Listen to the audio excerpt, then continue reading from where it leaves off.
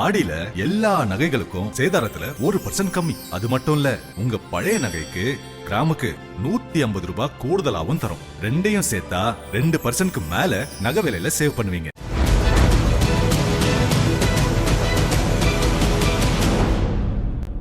இந்த வேளாண்மை பரவலா இருக்கிறதுனால அது சந்தை விலை மாற்றங்கள், காலநிலை பாதிப்புகளால் தமிழக விவசாயிகள் நெருக்கடியை சந்தித்து வருவதாகவும், அவர்களின் வாழ்வாதாரத்தை உறுதி செய்யும் வகையில் வேளாண் பட்ஜெட் இருக்க வேண்டும் என்றும் வேளாண் ஆய்வாளர் கோபிநாத் தெரிவித்துள்ளார்.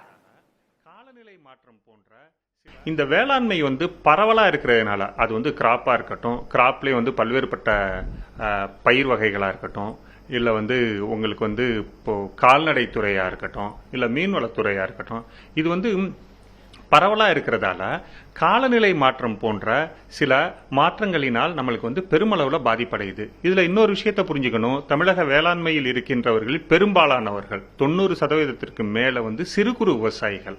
அவர்களால பேரளவுல வர்ற இழப்பை தாங்க முடியாத நிலைமையில தான் இருக்காங்க.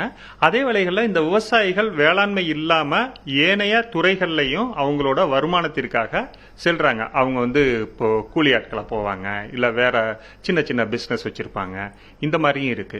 இப்படிப்பட்ட சூழல்ல இன்றைய தமிழக வேளாண்மை அப்படின்னு பார்க்கும்போது அவங்களுக்கு ஒரு ஸ்ட்ராங்கான சப்போர்ட் தேவைப்படுது. நீங்க ஒரு ஆல்டர்னேட் ஃபார்மிங் சிஸ்டம் கொண்டு வராங்க அப்படின்னு சொன்னாக்க, அந்த ஆல்டர்னேட் ஃபார்மிங் சிஸ்டம் வரும்போது அரசாங்கத்திலிருந்து இந்த கிளைமேட் சேஞ்ச் மாதிரியான இல்ல சந்தைகளில் ஏற்படும் மாற்றங்களுக்கு தகுந்தாற் போல இந்த விவசாயிகளுக்கு வருகின்ற பாதிப்புகளை குறைப்பதற்கு என்னென்ன மாதிரியான நடவடிக்கைகள் எடுக்க வேணும்.